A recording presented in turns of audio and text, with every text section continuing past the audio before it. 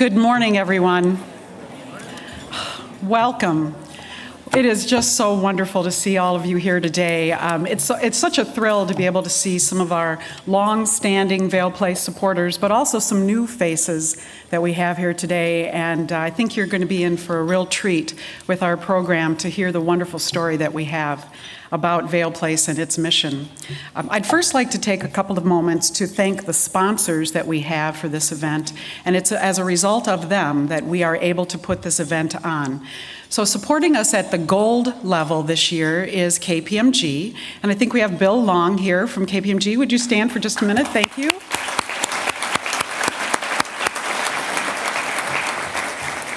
And supporting us at the silver level is TCF, the organization that I work for, and we have a good representation here from TCF today.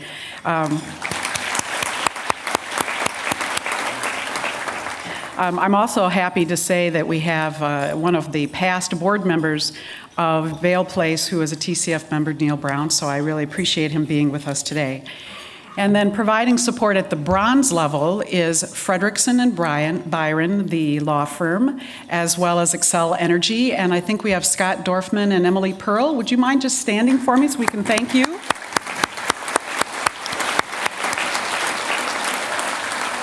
Because these sponsors have been so generous in their support, they have underwritten the entire cost of the breakfast in this program, and that means that any of the funds that are raised here today will go directly to the programs and services that Vail Place offers its members, so I really, really appreciate that. I'd also like to formally recognize all of the Vail Place staff, our volunteers, our board members, all the rest of the individuals who have come together to make this day possible. And you've really made it a wonderful event, and I think you'll all agree. For those of you who are new to Vail Place or not yet familiar, we call this the Dr. Vail Hour in honor of Dr. David Vail, and that is our agency's namesake.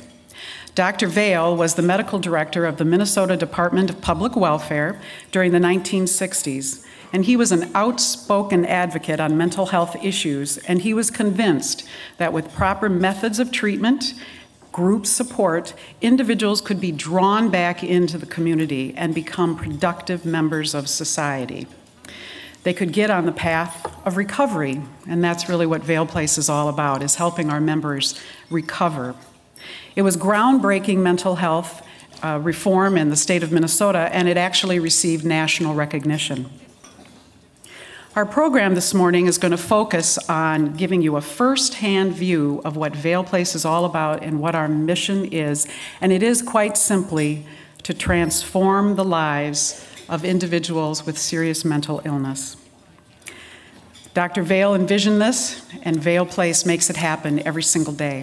You know, I'm often asked why I'm personally involved in Vail Place, and I could tell you a lot of stories, and they'd all be true. That I have friends that have mental illness, that's true. That I have members of my extended family that have mental illness, and yeah, that's also true. But to tell you how I first became involved in Vail Place, it's a very noble reason, and maybe you've heard of it. My boss asked me to a fundraiser. Has anybody ever experienced this? It was Bravo for Vail Place, and it took place about 8 years ago. And it was a wonderful evening full of entertainment and food and beverage. And at one point in the program, a gentleman got up, took the mic, and he was dressed in pressed khakis and shined penny loafers and a blue Oxford button-down shirt, and his name was Dan. And I thought he was actually one of the co-hosts of the event. So we were listening to him, and then he told us about his struggle with mental illness and how it robbed him of his life, how it took his career, how it crept in over time, and he lost everything. Then he found Vail Place. And when he had no hope, Vail Place held his hope for him. And through the programs and services that Vail Place had to offer, he found a part-time job, he found a place to live, and he now lives independently.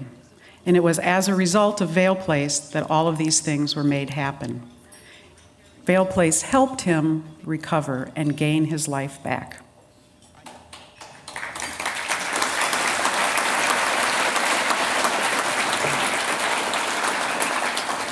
And then he told us a couple of other things that I really didn't know. That 1 in 4 individuals has or will have a mental illness at some point in their lifetimes. And that how an individual with mental illness has a life expectancy that is 25 years less than someone who does not.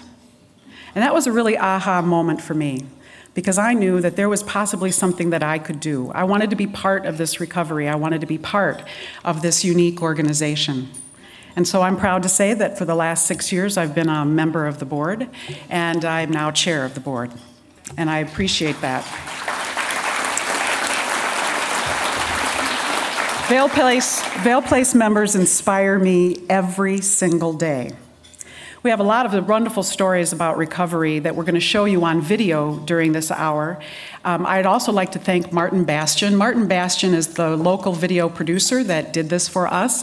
They've been a tremendous supporter of Vail Place for many years, and as a result of their generous support, they produced this video, and I think you're going to agree it is very powerfully done. We're also going to hear firsthand from our co-executive director, Kathy Preeve.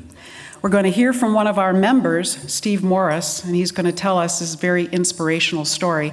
And then we're going to hear from Robbie Anderson, who is the mother of a Vail Place member. And she's going to tell her inspirational story from a completely different perspective. And then lastly, I want to bring to your attention the little guest gifts that you have there. It's a tin of nuts. This was all made by our Vail Place staff, our members, and our volunteers. And I'm also told that there's a recipe for recovery in there as well. So, if you haven't already, enjoy some more food, have another cup of coffee. The lights are going to dim, and we're going to see the first of our videos. Thank you so much for being here, and enjoy your morning.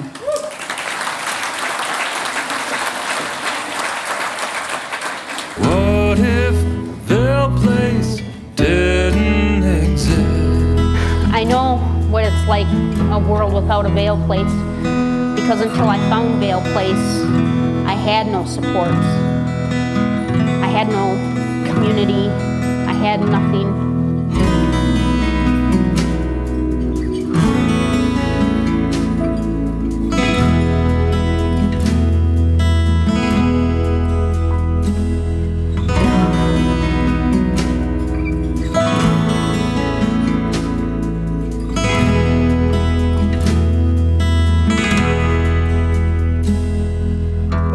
One of the things is you get a free lunch when you have the orientation.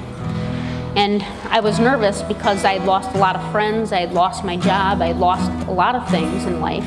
And when I came in for the lunch, you know, you have to sit with a bunch of strangers, and they're like, oh, come sit with me, you know, come sit with me. They were fighting over me, and I'm still friends with those people today. Quite a different experience to know that even though these people know I have a mental illness, they're not judging me. She's often said she probably doesn't think she would maybe be alive today if she didn't have Vail Place. Vail Place came at a really opportunistic time that she was needing some type of focus, some type of support like she hadn't had before.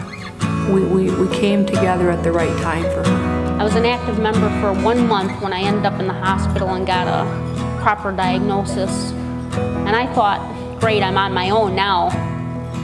And Vail Place provided me with case management and housing support and employment support. So even though I had only been a member for a month, they were there for me and got me what I needed. So it was a sad time in my life, but a great time too, because Vail Place was there for me. A lot of times when people come here, they are thinking of themselves as a diagnosis, as a person with a disability. And that's, in general, how society tends to treat folks with mental illness. I think that Vail Place helped Teresa recognize the many, many gifts she has and helped her gain confidence in her abilities to make her mark on the world. Ladies and gentlemen, here at Acme Comedy Club's Open Mic Night, Next up, let's welcome Teresa Delata. Yeah, so I'm Polish Catholic, which means I like to worship God, work hard, and party all the time. I wanted to do stand-up comedy since I was 5 years old. The benefit of being on stage is it's like a natural high. You know, it's a high without, you know, police involvement. Teresa has been just a wonderful asset for Vail Place. She is willing to do almost anything. She has done many things in clerical, including being the editor of the newsletter for quite a while. She has served on the board of directors. She has gone on camera and gone to the legislature to testify on our behalf. I wasn't just speaking for myself, I was, you know, speaking for all of us. That all of us count, that all of our services are vital to keep us healthy and in the community and living like everybody else. I feel like I have value, where before I felt like I was worthless. I feel like I can contribute to Vail Place and to the community at large. I feel like, you know, I am a person who deserves to have what everybody else has. And before I thought I didn't deserve anything. I thought I was my illness, and I'm not. I'm Teresa. Together we can find our way on the road to recovery.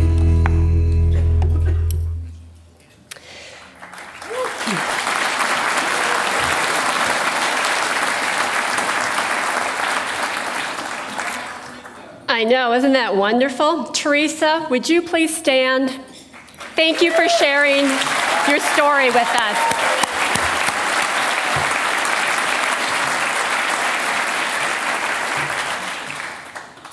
Thank you for sharing your story, Teresa. Good morning. Welcome, and thank you for joining us today.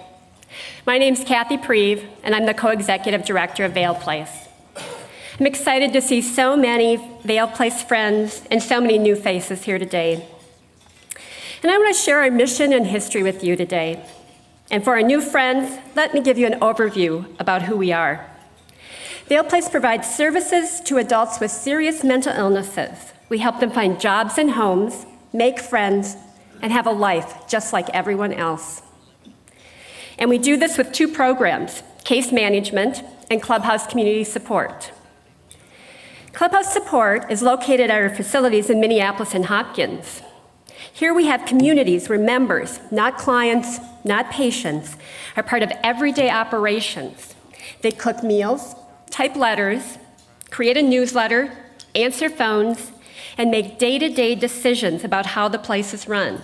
And members and staff do this together. You may have noticed from our program and our centerpieces, we do try to be subtle. We are celebrating our 30th anniversary this year. Vail Place has brought purpose, direction, and hope to thousands of adults with a serious mental illness since 1981.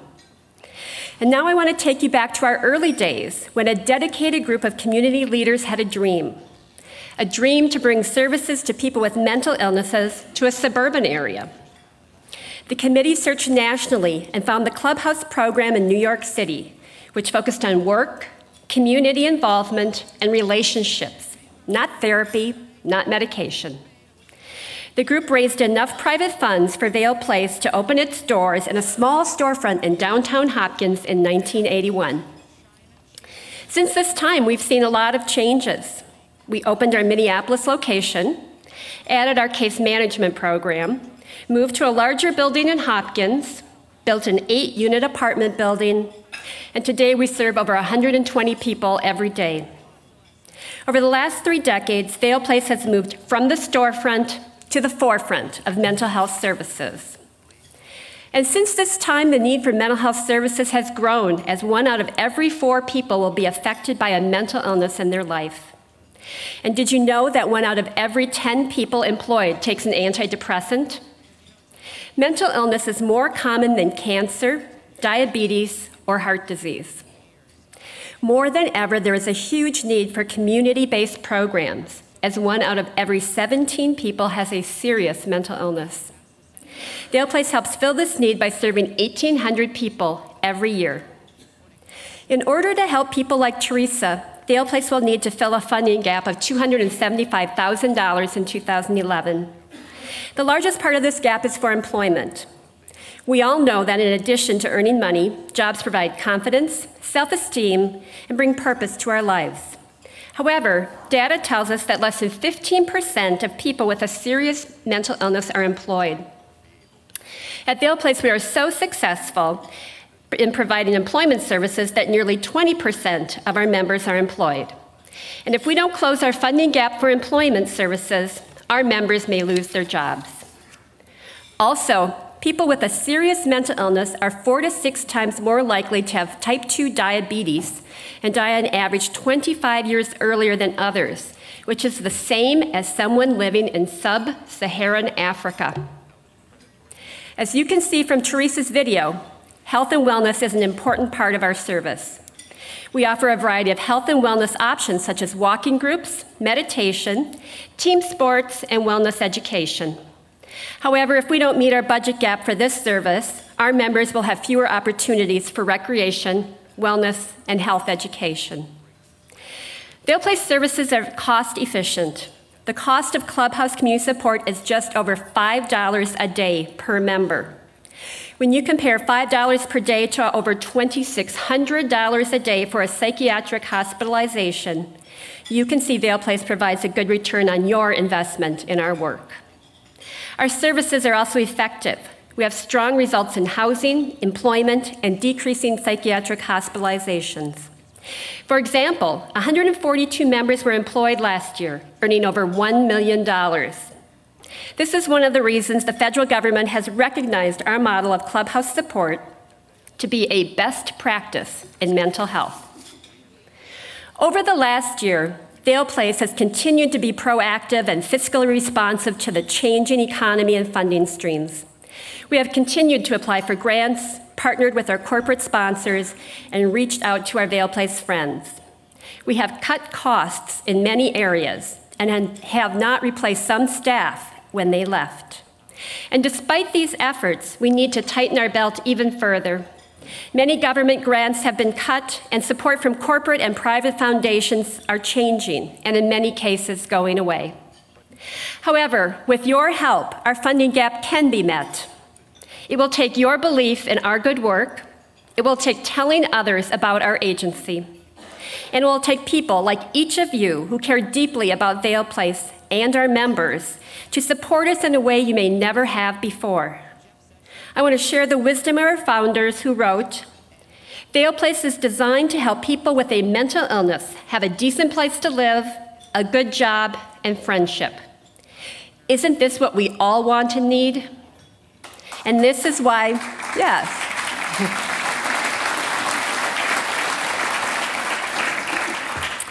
And this is why Vail Place exists today, just as we have since our doors opened. Thank you.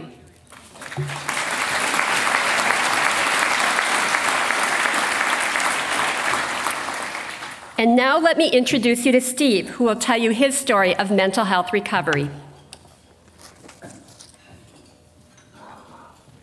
What if Vail Place didn't exist? Without Vail Place, I would probably still be living like a hermit, keeping to myself, holding up in my apartment, watching old MASH reruns and 4 hours of news a day.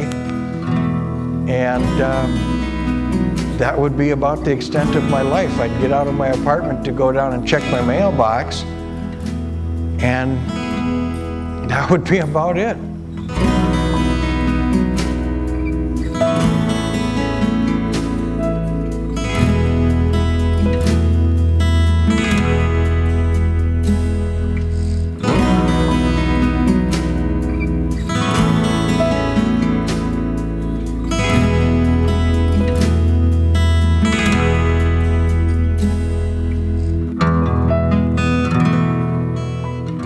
I liken my recovery to climbing up a staircase, taking very small steps at a time.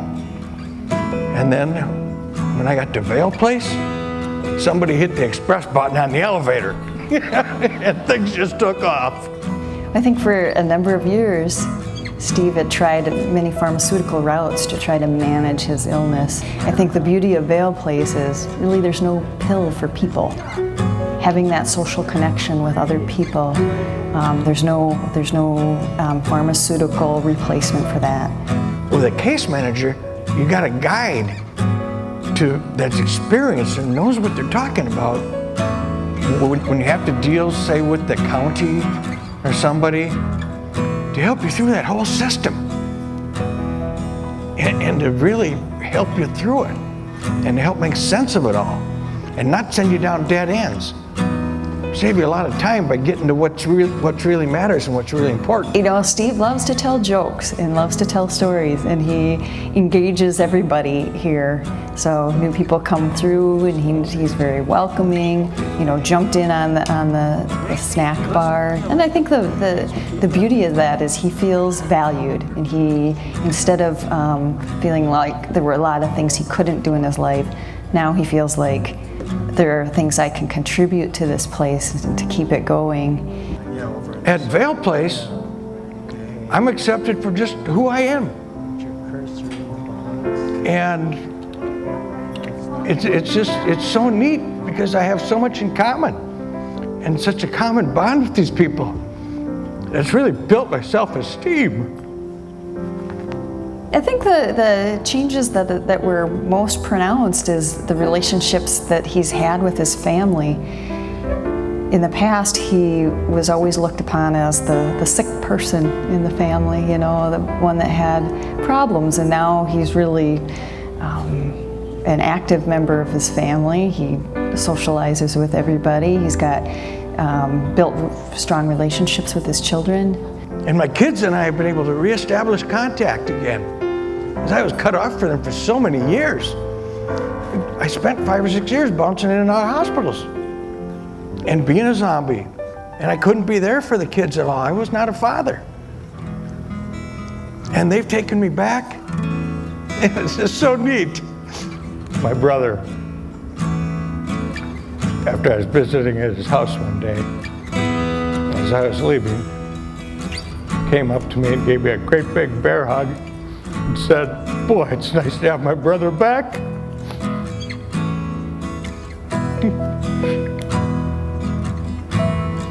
They're just amazed.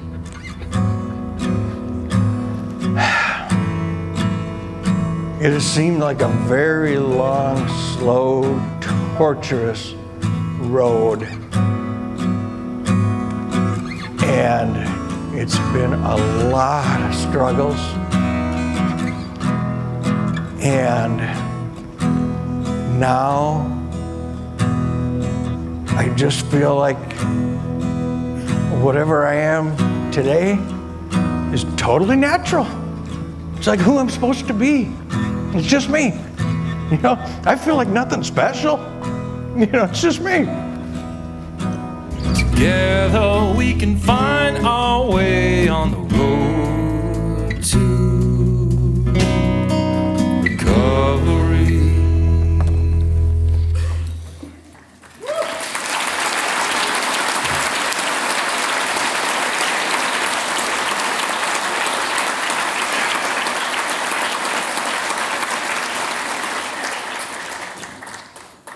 Well, good morning to you too.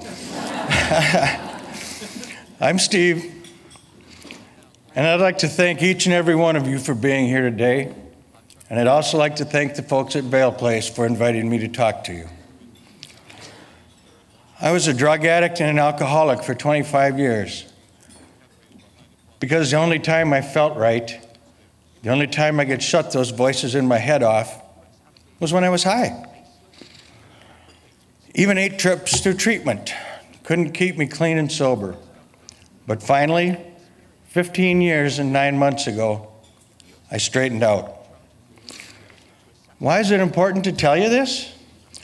Because so often, the symptoms of mental illness are hidden under drug and alcohol addiction.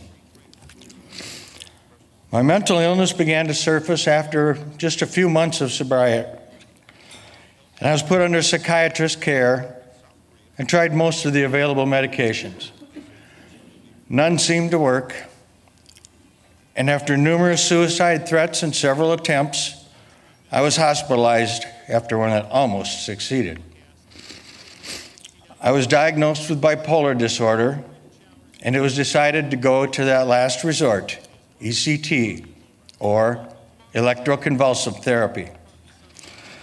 Now, ECT isn't at all like what you may remember from One Flew Over the Cuckoo's Nest. Drugs are given along with general anesthesia so that the body doesn't even convulse when the current is passed through the brain to help it produce vital hormones that it just doesn't seem able to on its own. Memory loss is still a side effect, however, and I now have a 9-year gap in my memory. After several hundred treatments, I lost the ability to even take care of myself or to carry on a simple conversation. My family was told to find a nursing home for me, a good one, because that's where I would spend the rest of my life. They were heartbroken because they had watched as this once happy, outgoing, intelligent life of the party had become a virtual zombie. I was put on disability and Medicare, as that was the only way to get my very expensive medical needs met. One day, a new doctor took over my case and immediately began to cut back on the ECT and the medication. Slowly, over the next several years, he weaned me off ECT and cut my medications back from 8 or 9 down to 2. I got my old case manager back, and she pushed me to go to Vail Place. There, I received housing assistance and found an apartment and no longer had to live off of family members. When I finally started to attend Vail Place on a regular basis, my recovery blossomed as a tightly closed bud will bloom in the sunshine. I volunteered to work behind the snack bar, as all members are encouraged to give back what they can, and the results were immeasurable. I got to know a lot of the membership and had a sense of being needed and counted on. And that was so important to me because for 11 or 12 years, I had been the needy one who couldn't be relied on for anything. I was given a job counselor, and he helped me find a great job. First real work I'd had in 12 years. I also started computer training in the mentor program, where another member volunteers their time and talents to help others. I still have that same case manager, and she works with me to help me set and achieve goals for my personal growth, coordinates my care, and gives me a swift kick in the pants when I need it. My family is overjoyed because they have their son, brother, and father back once again. I'm overjoyed at the new life I've been given and filled with gratitude to God, my family, and the team that hung in there with me. Please,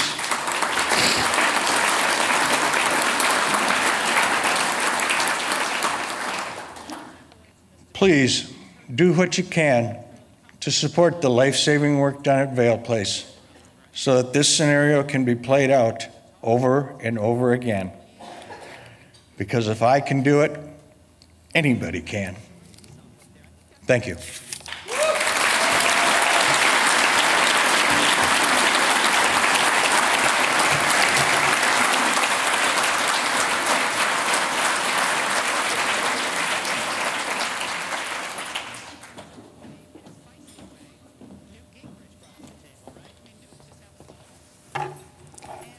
Good morning. I'm Robbie Anderson. Jeff, our only child and the only child in our extended family. Jeff received a lot of attention throughout his life. In fact, our lives revolved around him. Because he was surrounded by adults, he started talking very early and reading very early. One of the special times that we will always remember is the day that Jeff had his bar mitzvah. I still remember my speech to him that day about all the wonderful times we had had together on our many camping adventures and our fishing and skiing trips. I told him how we had watched him grow from a little boy with an insatiable curiosity to an expert fisherman, a baseball player, a baseball card collector, excellent downhill skier, and guitar player. He had a special sense of humor and a contagious laugh. He loved entertaining us with his imitations of people, which demonstrated his observation that he did have of those around us. I remember him saying in his speech that day that he hoped he would live a full life, a life that would be filled with many positive experiences. At the end of my speech, I told him that as parents, we were there to help him reach his maximum potential and give him all the love, support, and hope to celebrate many more joyous occasions together. Little did we know what the future would hold for our child. In school, his teachers reported that he daydreamed often and had difficulty focusing. Attention deficit was ruled out after testing. He did begin having some difficulties building relationships and socializing with other children. I recall having conversations with the social workers and counselors to find out what kinds of things we could do to help Jeff. I left most of those meetings discouraged with few suggestions or ideas. However, from the time he was 13, he always had a girlfriend. They were crazy about this good-looking kid who was an athlete and played the guitar. When he was 17, his behavior began to go downhill. He became aggressive at home, seemed to have a lack of motivation, and had difficulty with emotional connections. He began smoking marijuana at the age of 18 and experimenting with other drugs. We assumed this was all part of teenage rebellious behavior. And then, when our 19-year-old son came home from his second year in college, my husband and I realized there was something terribly wrong. His behavior this time had become intolerable. His anger and rage were out of control at times. He was volatile and explosive, aggressive and controlling. He was paranoid and suspicious. He had difficulty with listening and communicating. He would say he didn't understand what we were saying. He constantly told me that I looked very weird and that he could control my mind. He was delusional. We were fearful, anxious, and confused. He had no insight into what was happening to him. His life and our life became out of control. After many weeks of planning and encountering many challenges, we finally were able to have him admitted to the psych ward in the hospital. I recall listening to the doctors tell us that he had schizophrenia as they began to try various medications to reduce his symptoms of paranoia, hallucinations, and delusions. In disbelief, I begged his doctor to look at his pictures and shared with him that this was our child he was talking about, a handsome young man with a future to look forward to, not just another patient with a mental illness. We knew then that life's path was changing for all of us. After 4 long hospitalizations and many months of day treatment, living in a number of homes for individuals with mental illness, he finally was stable enough to move to an adult foster care home. During this period, I kept hearing about Vail Place and desperately wanted Jeff to become a member. It took 3 years from the time I began talking to Jeff about visiting Vail Place that he eventually went on a tour. We went there 3 different times before he eventually would agree to walk through that front door. Finally, we made it. As we entered, we saw members sitting at the coffee bar chatting, We saw members sitting in the front of the fireplace relaxing. We saw people conversing with staff about their issues. We felt an immediate sense of warmth and belonging. It all felt so right. When Jeff initially became a member of Vail Place, he had no motivation to find a job, which was one of his goals. I shared with Jeff that he just couldn't stay in his room and isolate. I told him he had two options. One was to go to Vail Place 3 times a week, or the other was to go to work. He chose to go to Vail Place, unaware of how positively his involvement would impact his life. As the years went by, we once again began talking to Jeff about finding a part-time job in addition to going to Vail Place. He said, "But why do I need a job when my job is already going to Vail Place?" So we had to change that thought process. And this past summer, he worked part-time at the Twins at Target Field. Jeff now goes to Vail Place 4 to 5 times a week to socialize with others and participates in some of their activities. Vail Place has opened up a whole new world for Jeff. He enjoys sitting at the coffee bar. He looks forward to the annual downhill ski trip to Afton Alps. He likes playing pool with his peeps, as he calls his buddies. He enjoys eating lunches there. He loved going on the rides at Valley Fair with his buddies. He looks forward to the annual Tour de Vail and the annual picnic to play softball. And more than anything, he loves playing softball every summer for the Vail Place team.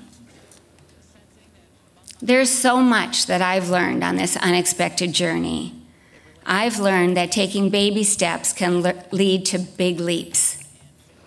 Every year, he takes a few new steps to become more engaged in the community and in activities. At the beginning of his illness, he couldn't sit in a room with 2 people for more than 5 minutes. And now he has an entire community of people at Vail Place to converse with. Over these past years, I've often thought about where would Jeff be and where would I be without Vail Place. As a mother of a child with a serious mental illness, there is no greater joy than experiencing the positive transformation from total isolation and paranoia to engaging with people and feeling the sense of belonging that Vail Place has provided to him. What if Vail Place didn't exist? It would mean that my son wouldn't be connected to a community of people that he feels comfortable and safe with. If Vail Place didn't exist, my son wouldn't have an opportunity to participate in the activities he otherwise would have no access to. If Vail Place didn't exist, it would mean that my son wouldn't have a reason to get up in the morning. If Vail Place didn't exist, it would mean that my son would not have learned to take public transportation to get there every morning. If Vail Place didn't exist, it would mean that my son wouldn't have had a case manager to support him and unobtrusively help him on his journey. If Vail Place didn't exist, my son would not have developed and grown into the person he is today. Jeff has been stable for 9 years. He continues to live in an adult foster care home with 3 other men with mental illness. He is very comfortable and happy there. He has come a long way from where he began 13 years ago. Life is still very challenging for him and for us, but we all continue to learn, grow, and work on accepting the journey we are on together. Even though Jeff's life has been volatile, what has remained a constant is that Vail Place is there to help in so many different ways. We need to continue to support this invaluable organization that has impacted so many lives.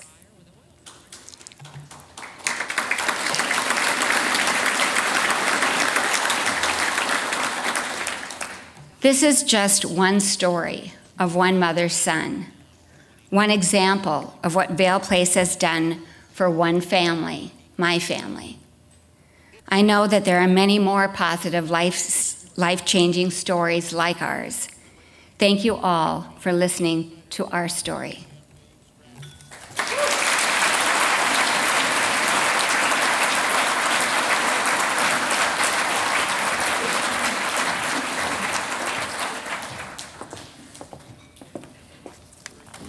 So I'm Rich Thomas, and I'm here to tell you how you can help us. But by way of a little more introduction, I'm Rich Thomas, and I'm a new board member at Vail Place. I'm also Rich Thomas, who is a husband and a father, and I appreciate my wife down there joining us this morning. I'm also Rich Thomas, who's a son, and I appreciate my dad joining us this morning. I'm Rich Thomas, and I'm a poet. I'm not a published poet, I'm not a good poet, but I'm a poet. I'm Rich Thomas, I'm a potter, only because I took one community ed class and I could get that thing to raise right up off the wheel. I am Rich Thomas, and I'm an accordionist. It's an accordion I picked up at a garage sale. I know 3 really good songs on it, and my kids would tell you, Dad, you're Rich Thomas the noisemaker. I'm Rich Thomas, and I'm an employee of United Healthcare. And I'm Rich Thomas. I'm one of those 1 in 10 statistics that Kathy talked about earlier. I've lived with depression since my early 20s and currently manage it with prescriptions. So those of you who would like to toast Wellbutrin or Zoloft, cheers to them. But like the club members at Vail Place, there are so many other things that define us. So to limit my introduction to just, hi, I'm Rich Thomas, didn't seem like enough. I'm also Rich Thomas, a brother. It's my brother Mike who really gave me the impetus to join Vail Place. Mike's also been affected by depression, has had several suicide attempts, ECT treatments, and bipolar episodes. His last episode ended with him leaving a cruise ship in Hawaii and saying, hey, this is where I'm going to live now. He worked through all of his 401k money very, very quickly, bought a drum, bought a car, bought new clothes, and he called and said, hey, I'll come home and I'll tell you that I'm doing well. So he also bought a first-class ticket with 24 hours notice.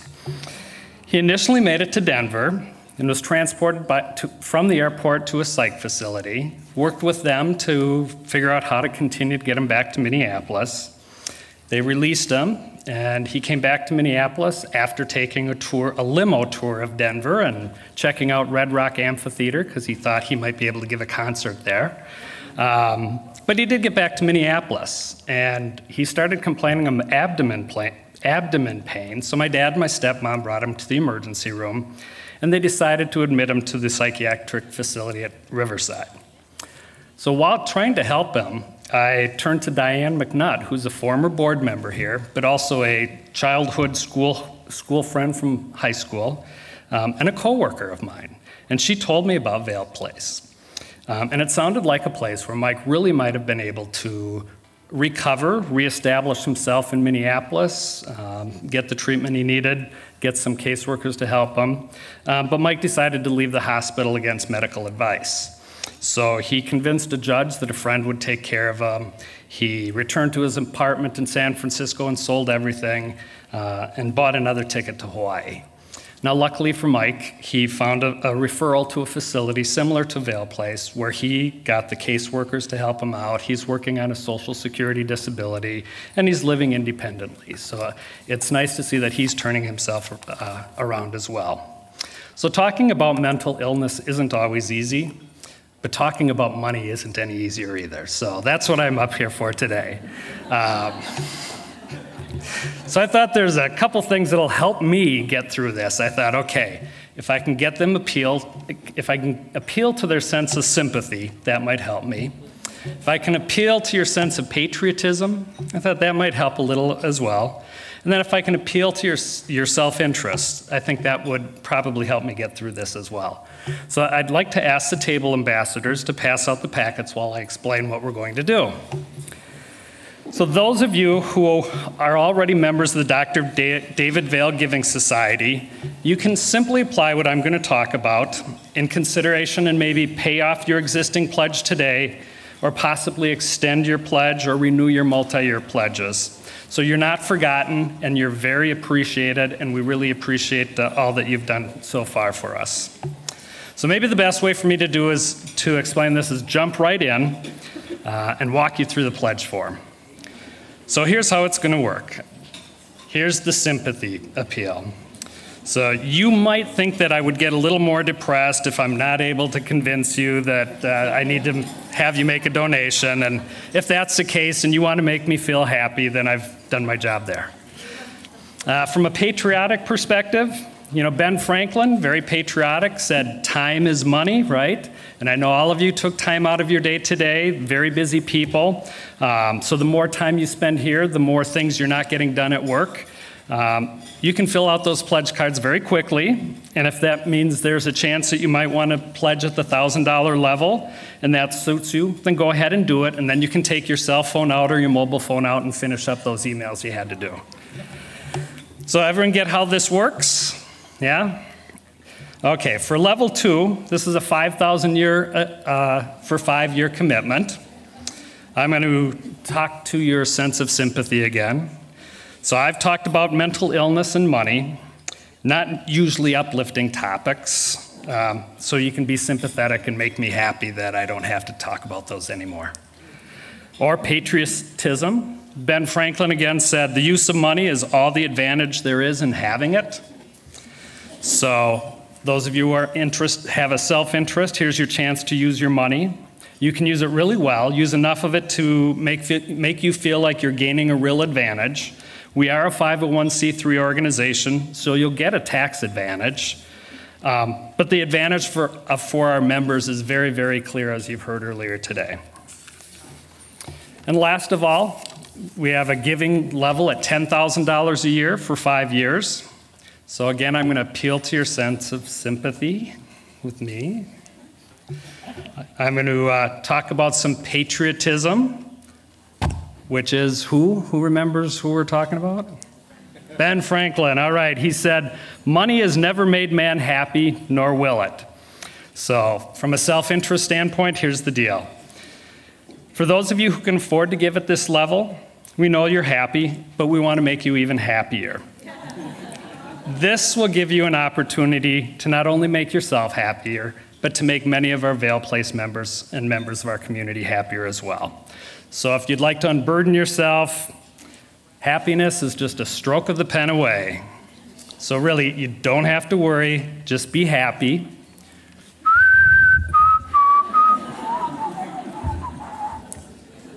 All right, another thing I want to mention is there is a challenge grant out there, so if we can get new pledges and new donations today, the Otto Bremer Foundation will match $20,000, and the Poled Family Foundation will match $10,000.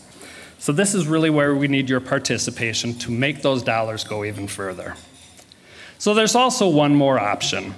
You can simply determine how sympathetic you want to be, how patriotic you want to be, how happy you want to be, and you can make a one-time donation or a recurring gift in the amount of your choice and be happier today. We want you to walk out of here with a big smile on your face, and we want to know that you're happy as you proceed to your day. And if there's any other questions, I'm sure your table ambassadors can help answer those, but I would like to tell you that I appreciate you being here today, and I'd like to thank you for helping Vail Place exist. Thanks.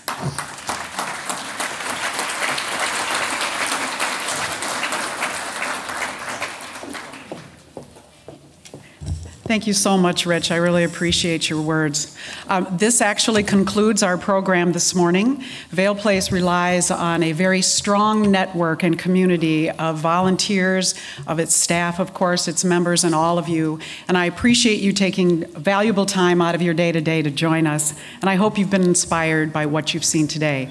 If you'd like to linger a little bit, please do. Have another cup of coffee. And don't forget to take your little gifts of your tin of nuts. And again, there's a recipe for recovery in there.